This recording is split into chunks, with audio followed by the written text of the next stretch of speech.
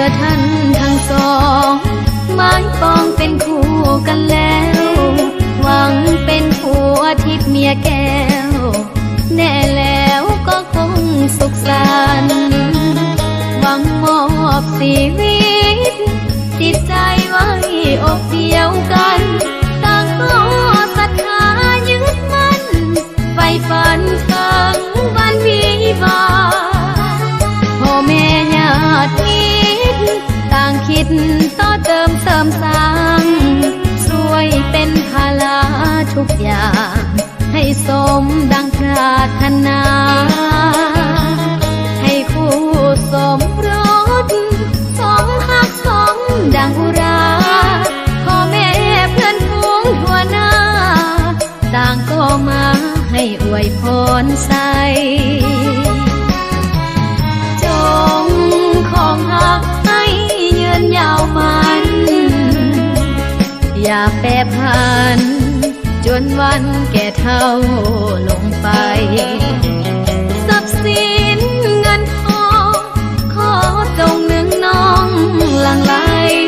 แม้นเกิดเป็นลูกหญิงชายให้เลิศด้วยปาฏิภา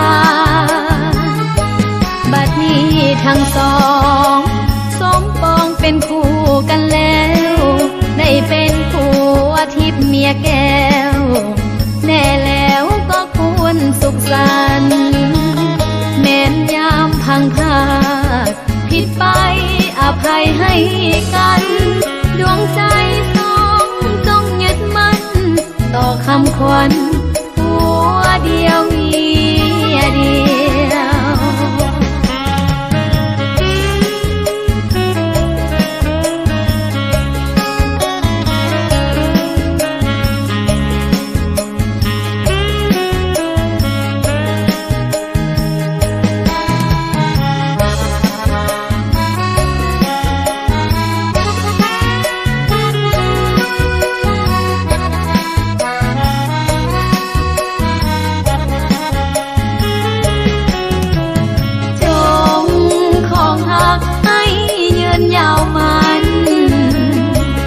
อย่าแปรผัน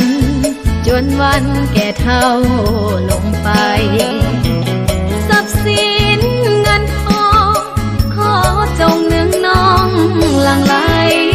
แม้นเกิดเป็นลูกหญิงชายให้เลิศด้วยปาฏิภาณบัดนี้ทั้งสองสมปองเป็นคู่กันแล้วได้เป็นผัวทิพย์เมียแก้วแน่แล้วก็ควรสุขสันต์แม้นยามพังพลาดผิดไปอภัยให้กันดวงใจสองจงยึดมั่นต่อคำขวัญผัวเดียวเมียเดียว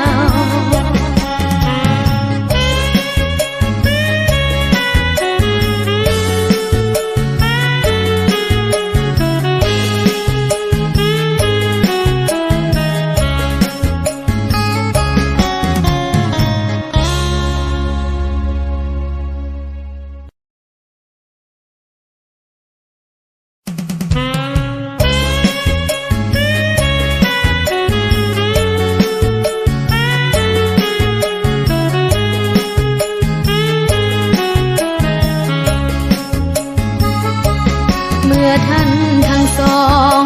หมายปองเป็นคู่กันแล้วหวังเป็นผัวทิพย์เมียแก้วแน่แล้วก็คงสุขสันต์หวังมอบชีวิตจิตใจไว้อกเดียวกันต่างก็ศรัทธายึดมั่น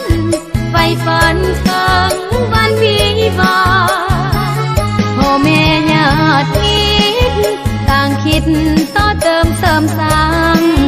ช่วยเป็นภาระทุกอย่างให้สมดังปรารถนาให้คู่สมรสสองหักสองดังอุราพ่อแม่เพื่อนฝูงทั่วหน้าต่างก็มาให้อวยพรใส่จงของหักให้ าวมัน อย่าแปรผันจนวันแก่เฒ่าลงไปทรัพย์สินเงินทองขอจงนึงน้องหลั่งไหลแม้นเกิดเป็นลูกหญิงชายให้เลิศด้วยปาฏิภาณบัดนี้ทั้งสองสมปองเป็นคู่กันแล้วได้เป็นผัวทิพย์เมียแก้วแน่แล้วก็ควรสุขสันต์แม้นยามพังพลาดผิดไปอภัยให้กันดวงใจ